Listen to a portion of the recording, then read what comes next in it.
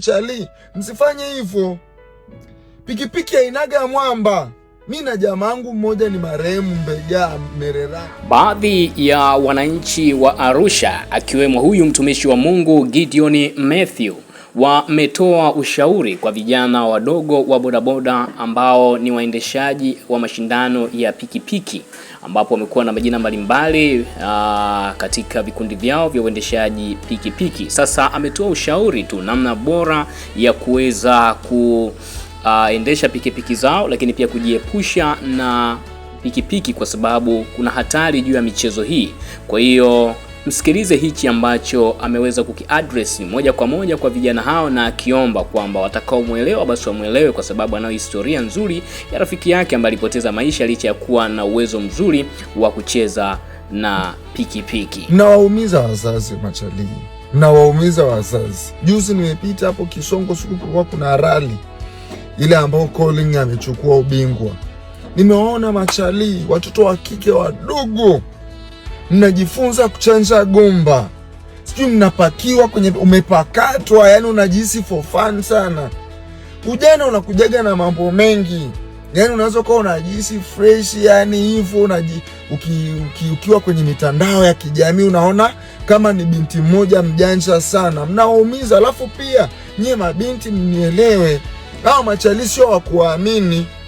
Hao machali wa kiume sio wa kuamini. Mnapelekwa, mnaleweshwa, mnapelekwa ghetto, mnaharibiwa maisha yenu watoto wangu. Hebu msifanye hivyo ase. Msifanye hivyo ase. Na nyie machali, msifanye hivyo. Pikipiki hainaga mwamba. Mimi na jamangu mmoja ni marehemu Mbega Mererani. Alikuwa anaendesha pikipiki hamna mfano ndani ya Arusha. Mbega alikuwa anapiga pikipiki vibaya sana.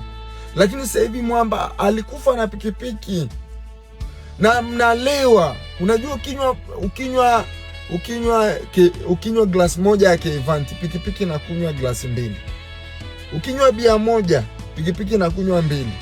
Kwa hivyo nyinyi machali, nawaombeni sana. Nawaombeni wadogo zangu machali wa Arusha. Hebu acheni hizo. Alafu na nyinyi mabinti, acheni hizo. Mnaekwa kwenye media eti mnajifanya mnaongea kichuga na nini sijui nini, yani mnajifanya kwamba ni wahuni. Hamna uhuni wowote wadogo zangu, mnaharibu maisha yenu. Kwani unapojifanya muhuni gangster unafaidika na nini? Yani mnapoenda pale Kisongo, mnapoenda pale kwenye zile sehemu za rally, mnafaidika na nini mdogo wangu? Yani unaponyanyua pikipiki, umeondoa pikipiki exhaust na piga makelele, unapovuta hiyo mafuta, yani makelele shaz, unafaidika na nini? Mimi nawaombeni wadogo zangu, kama mnaweza nielewa na kuomba. Sio wote watanielewa, wengine watanitukana, sio wote watanielewa, lakini hamna faida yoyote kwenye maisha. Ukitaka uwini, lazima ukubali kusikiliza watu ambao ni makini sana kwako.